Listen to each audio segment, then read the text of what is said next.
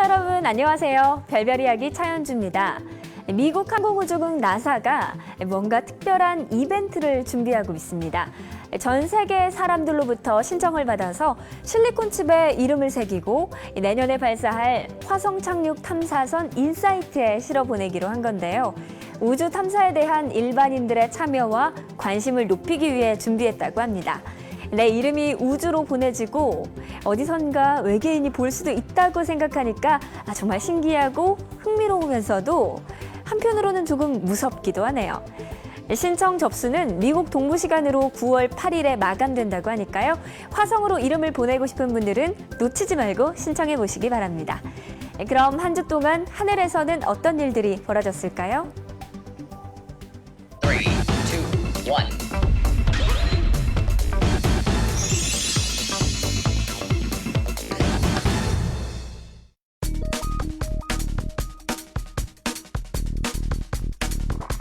달의 대기에 네온이 존재하는 것으로 조사됐습니다. 달 탐사선 레디의 관측 자료를 분석한 결과 네온이 상대적으로 풍부한 것으로 나타났습니다. 하지만 달의 대기 밀도가 지구 해수면 근처 대기 밀도의 100주분의 1 수준으로 낮아 달이 네온사인처럼 빛나지는 않습니다. 미 항공우주국 나사가 다채로운 균열이 있는 토성위성 디오네의 표면 사진을 공개했습니다. 올해 4월 11일 카시니 탐사선이 가시광선 영역으로 찍은 이 사진에는 수많은 균열 구조 속에 밝게 빛나는 얼어붙은 절벽들이 이루는 패턴이 찍혀 있습니다. 이런 패턴이 생긴 이유는 확실치는 않으나 중력에 따른 조석 효과와 디오네의 궤도 변화에 관련이 있을 것으로 예상하고 있습니다. 북한이 광복 70주년이었던 지난 8월 15일 일제 잔재를 완전히 청산하기 위해 표준시를 평양시로 바꿔 사용하겠다고 밝혔습니다. 남한과 국제사회는 기존보다 30분 늦은 평양시 사용 시 남북 교류 혼란과 남북 간 이질성 심화를 우려하고 있습니다. 북한의 경제 규모가 다른 나라에 비해 월등히 작아 내부적 혼란은 비교적 크지 않을 것으로 보이지만 상대적으로 시스템이 일사불란하게 움직이는 독재 국가여서 변경된 제도가 사회 전반에 빠르게 적용될 것으로 전망됩니다. 지난 8월 15일은 광복 70주년을 만든 광복절이었습니다. 그런데 이날은 또 하나의 큰 사건이 있었는데요. 바로 북한이 표준시를 바꾼 겁니다. 이 표준시를 바꾼다는 게 어떤 걸 의미하는지, 또 이게 어떤 영향을 끼치는지 오늘도 별별 이야기 마스터죠. 이태영 교수님과 함께 자세한 이야기 나눠보겠습니다. 네, 교수님 안녕하세요. 네, 안녕하십니까. 네, 일단 표준시라는 게 어떤 건가요? 우리가 기본적으로 이제 시계가 없던 시절에는 해가 제일 높이 뜰 때, 그림자 제일 짧아질 때를 한낮 정오로 정해 쓰기로 했죠. 네. 근데 이것이 이제 전 세계를 서로 여행을 하고 또 상업을 하게 되면서 나라마다 시간이 틀려지는 거예요. 그래서 예를 들어서 우리나라 같은 경우에도 서울 해가 제일 높이 뜰 때하고 부산하고 뭐 다 틀릴 거 아니에요. 네네. 그래서 각 나라마다 표준이 되는, 기준이 되는 시간을 정해야 됩니다. 전 세계적으로는 영국의 그린치 천문대 지난 시간을 표준으로 쓰고 있고요. 네. 그래서 세계의 표준이 되는 시간을 세계 표준시 또는 세계시, 그린위치 표준시라고 얘기를 하고 있고요. 그것이 좀 우리나라 같은 경우 역사가 좀 다양합니다. 원래 이제 그 나라마다 시간을 못 정하는 나라는 다른 나라의 시간을 갖다 쓰기도 했어요. 네. 과거에 우리나라도 이제 중국의 시간을 갖다 쓰기도 했고 하다가 이제 조선시대의 세종대왕 때 칠정산이라고 하는 우리나라의 달력 체계를 만들면서 앙부일구라는 해시계도 만들고 또 이제 물시계도 만들었고 그래서 한양, 서울에 해가 제일 높이 뜰 때를 정오로 기준으로 썼거든요. 그러니까 서울이 우리나라 시간의 기준이었던 거예요. 네. 게다가 이제 점점 시간이 지나면서 약간 사대주의 세상이 커지면서 조선 말에는 중국 시간을 좀 쓰기도 했어요. 게다가 이제 대한제국이 건국이 되면서 1908년에 동경 127.5도 우리나라의 정중앙을 지나는 좌우선을 기준으로 한 대한민국 표준시를 정해서 썼습니다. 대한제국 네. 표준시요. 그러다가 이제 한일합방이 되고 나서 일본 사람들이 통치를 하게 되면서 네. 일본과 우리나라 시간을 같게 하자. 그때부터 우리가 1912년부터 동경 135도 일본의 중앙을 지나는 시간이죠. 그래서 이거를 동경시라고 하는데 동경을 지나는 시간이 아니라 일본의 수도가 동경이기 때문에 네네. 동경을 기준으로 하는 동경시를 갖다가 1912년 1월 1일부터 쓰기 시작했어요. 네, 북한이 표준시를 변경한 이유도 여기에 있죠. 그렇죠. 근데 이제 북한과 우리는 좀 틀려요. 왜냐하면 그 이후에 해방이 된 다음에도 북한은 지금까지 해방 이후 70년 동안 계속 1912년 때부터 써왔던 일본 시간을 써왔던 거예요. 네. 그래서 이제 와가지고 북한에서는 일제 청산을 하겠다 해가지고 동경 127.5도 원래대로 해방 전으로 돌아가서 이제 그 한일합방 전으로 돌아가겠다는 얘기죠. 네. 근데 이제 우리나라 같은 경우는 경우가 틀립니다. 우리나라 같은 경우는 이미 1954년 그 당시에 이제 대통령령으로 우리나라 시간을 동경 127.5도로 고쳤었어요. 그래서 일제 청산을 우리나라에서는 이미 1954년도에 했습니다. 우리나라가 이제 준전시 상황이잖아요. 네네. 한반도에서 전쟁이 일어났을 경우에 그래서 북한과 우리나라 시간이 틀리고 우리나라와 또 일본이 시간이 틀리고 이 일본 오키나와에 있는 미군이 뜨는 시간이 틀리고 또 예를 들어서 개성이라든가 저 평양에서 전쟁이 일어나면 전장의 시간이 또 틀리고 이런 이유 때문에 우리가 1961년 8월 10일부터 국가재건 최고회의에서 우리나라 시간을 일본 시간과 다시 맞췄습니다. 그러다 보니까 이제 1961년 8월 1일부터 남북한, 일본이 같은 시간을 쓰기 시작했고 그로부터 이제 50년 이상이 흘렀죠. 그래서 네. 북한은 해방 후 계속 썼기 때문에 일제청산이라는 명분이 되지만 우리나라 같은 경우는 1954년도에 이미 일제청산을 했고 네. 군사적인 목적 때문에 우리 1961년부터 일본 시간을 채택했던 거고요. 남북한이 좀 틀린 겁니다. 그래서 네, 그런데 다시 또 북한이 표준시를 변경하게 되면 이런 문제가 또 생길 것 같은데요. 그렇죠. 이제 이거는 굉장히 좀 심각한 문제입니다. 네. 왜냐하면 동경 127.5도로 돌아간다. 북한이 이제 일제 청산을 내세우고 있는데 네. 제일 문제가 뭐냐면 남북한이 다른 시간을 쓰게 된다는 거죠. 그렇죠. 근데 남북한이 어쨌든 시간이 틀려지면은 다른 나라하고 똑같아지는 거예요. 예를 들어서 개성을 출입한다, 개성 공단에 출입했다고 했을 때 외국 가는 것처럼 시계를 바꿔야 되는 거죠. 우리는 여태까지 한반도가 우리나라라고 생각을 하고 있었습니다. 네. 대한민국 헌법에 보면 우리나라는 한반도 전체를 갖다 가리켜서 우리나라라고 하잖아요. 그렇죠. 근데 같은 나라가 이 보통 시간대가 틀린 나라들이 많이 있습니다. 미국도 동부 시간하고 서부 시간이 틀리잖아요. 좌우, 그러니까 동쪽, 서쪽이 긴 나라는 다른 시간대를 써요. 남북으로는 예를 들어서 칠레 같은 경우는 굉장히 길죠. 하지만 하나의 시간을 씁니다. 이게 시간대라는 것은 동서의 문제이기 때문에 그래서 남북한이 다른 시간을 쓴다는 건 동질성에 굉장히 문제가 생긴다. 네. 그래서 다른 나라로 생각하게 될 것이다. 물론 현재 상황에서 북한이 우리말을 듣기는 상당히 힘들 거예요. 그러니까 그럼 우리가 선택할 수 있는 건 둘 중에 하나입니다. 우리가 통 크게 양보해가지고 예. 북한과 같은 시간을 쓰거든가 네. 아니면 이대로 남북한이 다른 시간을 쓴다는 거죠. 근데 이제 남북한이 이렇게 되면 우리가 원하지 않더라도 동질성이 훼손되잖아요. 그렇죠. 그러면 우리가 양보하거나 저쪽을 양보시키는 수밖에 없는데 물론 우리도 자존심이 있죠. 예, 그래서 참 어려운 문제예요. 그리고 네. 이제 또 하나 문제가 뭐냐면 결국은 30분 단위의 시간을 쓰는 것이 꼭 문제가 되느냐 하는 부분이거든요. 네. 근데 많은 사람들은 실제로 시계를 30분 돌려주면 생활하는데 전혀 지장이 없어요. 1954년서부터 61년까지 시간이 틀렸단 말이에요. 네. 그때 살던 분들 크게 불편한 건 못 느끼셨었거든요. 왜냐하면 일반인들은 시계만 돌리면 시계 보고 살기 때문에. 자, 우리가 많이 못 느끼는 게 세계에서 중국 다음으로 인구가 많은 나라 어디죠? 인도죠. 네. 인도의 12억 인구가 30분 단위의 시간을 쓰고 있어요.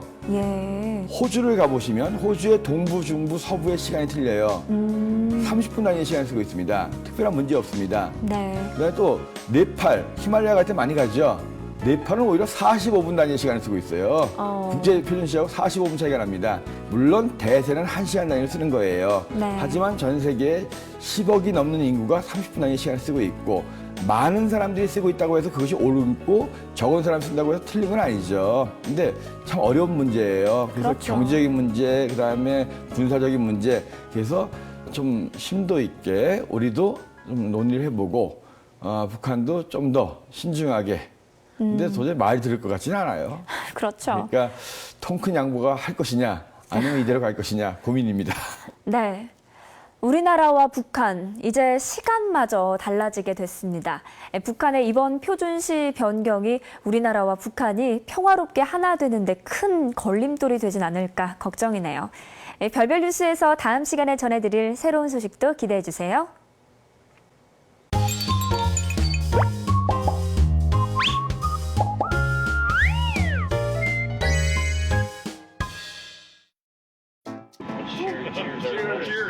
건배를 외치며 난데없이 우주 공간에서 파티가 벌어집니다.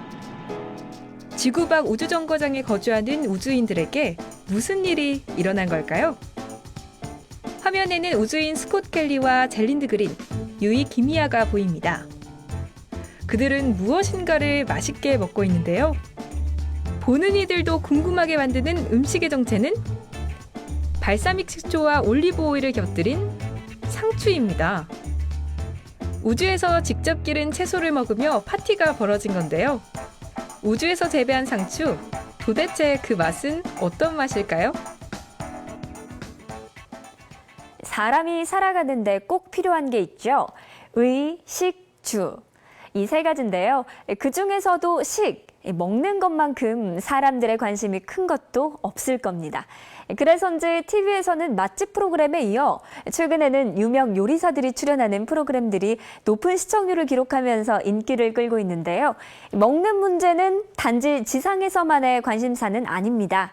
저 하늘 위 우주에서도 먹는 건 매우 중요한 관심사입니다. 최근 국제우주정거장에서는 최초로 우주에서 키운 상추를 시식했다고 하는데요. 교수님, 우주에서 상추를 먹는다는 게 어떻게 가능한가요? 네, 가능하니까 나사에서 생중계까지 했죠. 네. 그래서 사실은 우주에 오랫동안 있다 보면 먹는 게 굉장히 문제가 돼요. 네. 국제우주정거장은 그래도 가까우니까 음식을 나를 수가 있지만 네. 나중에 화성을 가게 되더라도 가는데 6개월, 또 오는데 6개월. 그렇죠. 그 음식을 다 가져갈 수가 없잖아요. 그래서 우주에서 이런 채소를 키워 먹는 게 제일 좋은 방법이고, 그러니까 먹는 문제만이 아니라 이 채소를 키우면서 정서적으로도 굉장히 안정을 가질 수가 있다라고 해가지고 이 우주에서 이런 채소를 키워보자 하는 것이 옛날부터 얘기가 나왔던 거예요. 그래서 지금 이번에 우주인들이 먹었던 것은 이미 작년 4월에 이 상추를 재배하는 수경 재배, 물만으로 재배하는 이런 장비를 갖고 올라갔거든요. 백이라고 불리는 장비였는데요. 작년 4월에 키워서 이제 올라가서 작년 봄에 이미 키웠어요. 근데 이것이 과연 몸에 해로울지 아닐지 자신이 없는 거죠. 그렇죠. 그리고 일단 상추가 잘 자랐다는 것도 신기한 게 네. 햇볕도 없고 산소도 없는데 네. 물만으로 이렇게 자라나요? 다 있습니다. 햇빛은 없지만 물론 네. 이 우주정거장이 그 뭐 1시간 정도 남짓한 시간에 돌기 때문에 햇빛을 바로 받을 수는 없어요. 그래서 네. LED 전구를 이용해 가지고 붉은색, 녹색, 파란색 LED 전구를 이용해서 LED 빛을 가지고 키운 거고요. 네. 그다음에 산소는 어차피 사람이 호흡을 하기 때문에 산소는 있습니다. 다만 지구하고 똑같은 산소가 아니죠. 농도가 좀 틀립니다. 지구와 다른 농도 속에서 또 중력이 없다 보니까 중력이 있으면 이 똑바로 그러니까 쓸 텐데 네. 근데 보면 상당히 쭈글쭈글하고 옆으로 막 퍼져 있어요.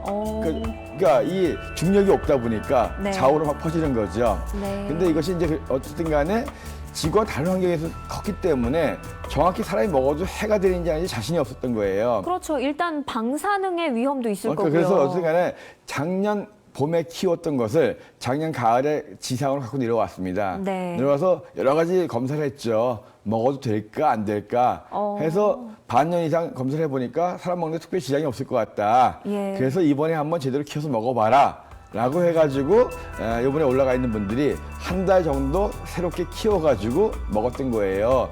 근데 먹어도 많이 먹진 않고 왜냐하면 네. 아직도 좀 의심스러운 게 있다 해가지고 이번에 시식만 하고 남은 것들은 다시 또 싸가지고 지상으로 갖고 올 겁니다. 네. 갖고 와가지고 다시 한번 실험을 한 다음에 여기에 정말 아무 해도 없고 먹었던 사람들한테도 전혀 이상이 나타나지 않으면 다음에는 좀 더 본격적으로 우주에서 채소를 재배하겠다 이렇게 얘기하고 있습니다. 그 우주에서 재배한 상추에 삼겹살을 탁 싸먹으면 얼마나 맛있을까 저도 한번 먹어보고 싶네요.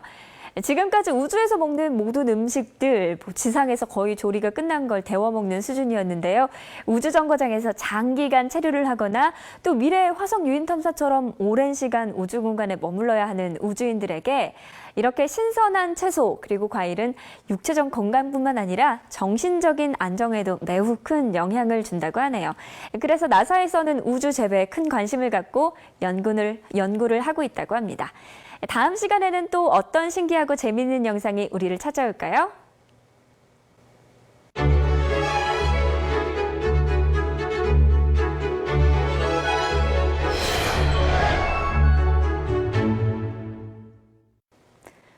빛과 색채의 마술사로 알려진 빈센트 반 고흐. 그는 프랑스 남부지방의 아름다운 밤 풍경과 별이 무수히 빛나는 하늘을 무척 좋아했습니다. 그러다 보니 아를은 많은 고흐의 그림의 배경이 된 곳인데요.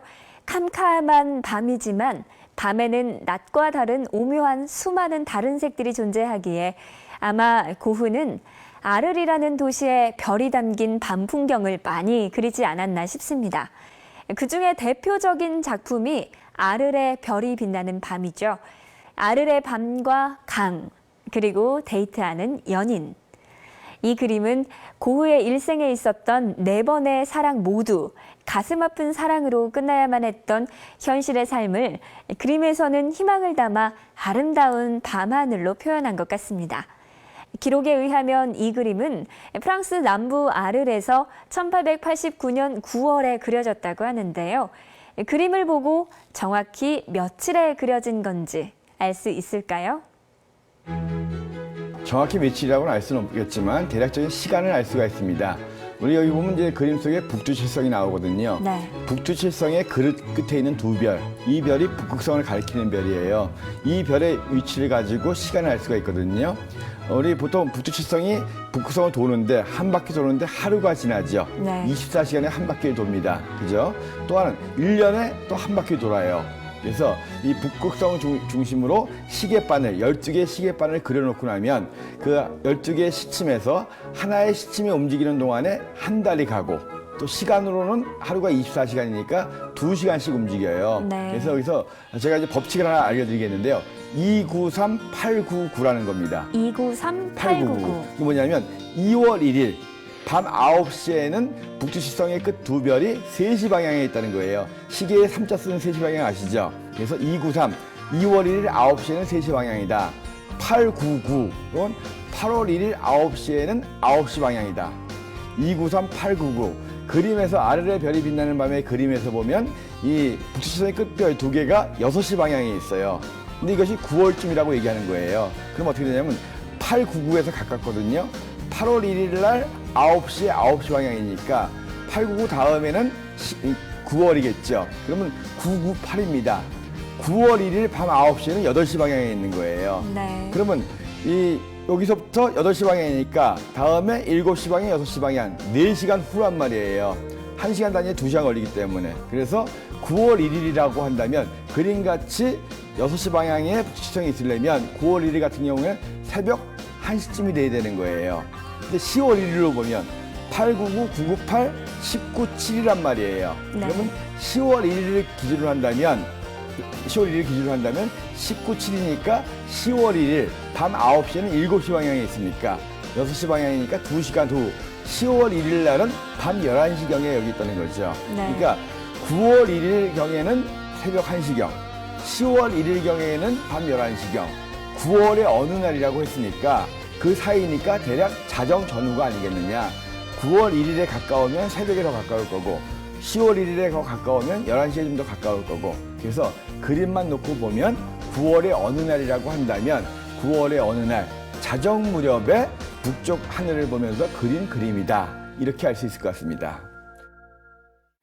이 그림은 1889년 9월의 어느 날 자정 무렵에 그려진 것으로 추정됩니다.